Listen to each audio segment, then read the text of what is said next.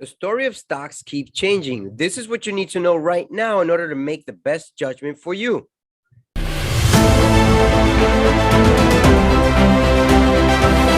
Hey, this is CeoTrades, where money works for you. Today we're looking at stocks. Remember, I am not your financial advisor yet. Always seek the advice of your professional advisor so that you can make the best decisions for you. All right, today we're looking at stocks, and these stocks here are some of the ones I've been looking at for several weeks, keeping an eye out on what happens, what are the changes, how is the news impacting them. Let's take a look. This is Gladstone Land, and I know that Gladstone Land purchased 24.5 million land acquired in Olive Orchard in California, and they have gone from a low of 21. Now they're up almost 10% to 23 or so, and that is a pretty good move there. It's still way off its highs, which is about almost 50% off its highs. It's a good time to invest in this one for me. However, it's up to you to make your best decisions considering your financial advisor. These are the stocks that I look to invest upon. Now, this is Bitcoin, and it's just parallel to what you see in the crypto world. It's at 21,699 right now. It was at its low of 18,677 several days ago.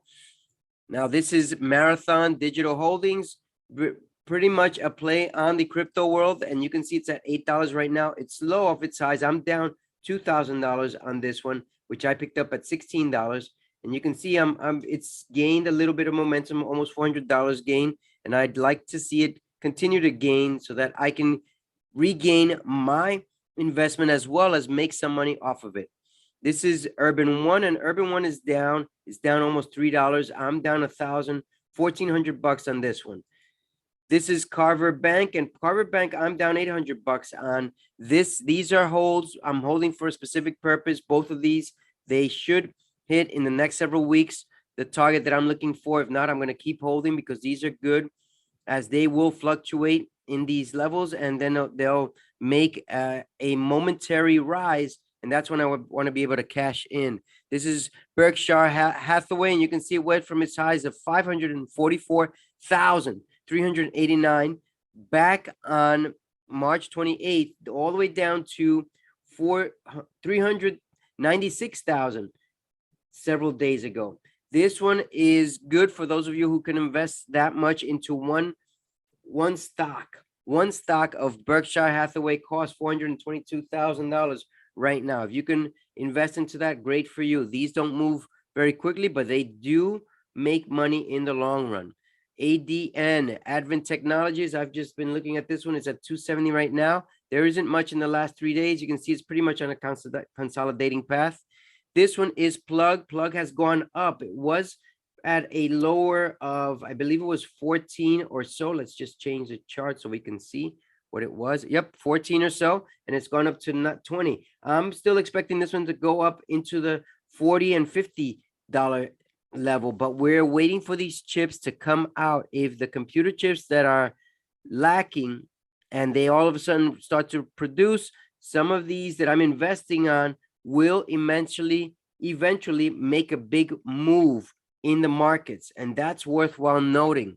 This is JetBlue, and JetBlue is way down to $8.24. Their plan to try and break up the merger between Spirit and Frontier. There is no merger yet. There is only talks, and it depends on their shareholders whether they're going to vote for Spirit to merge with Frontier or going to vote to merge with JetBlue. And right now, it seems to be that people are leaning towards the merger of Spirit and JetBlue. Save is the Spirit stock, and this one is up to $24 right now. That's pretty good. It's still on a consolidating path, but it's gone up from when I've been watching it. That's pretty good. This one is the Frontier Group, Frontier Airlines. This one's at $11. It's gone up as well.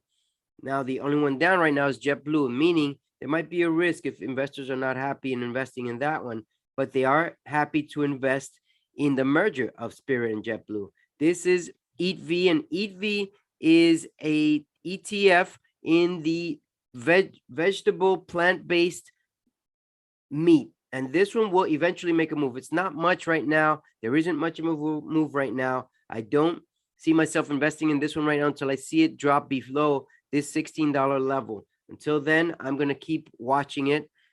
This is Revlon, and Revlon announced their new CEO this morning, I believe it's what it was. And I'm not going to go into that news, but I read about that one. This is Delta Airlines, and Delta Airlines is at 29. It was around 32, I believe, last week, and it was even 30 this morning. And look at it now, 29. These are good for me to keep watching and to be able to get a proper position point so that I can enter the market. This is Amazon, and it was down at 101. It's 115 right now. That makes it a 15% gain, or let's say 13% gain from when it was at 101, which was several days ago.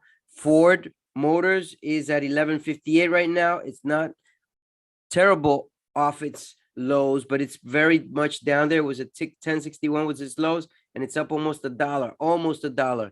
Ford. This is Macys. Macys at 17 right now. I was hoping it went down below 16. It didn't.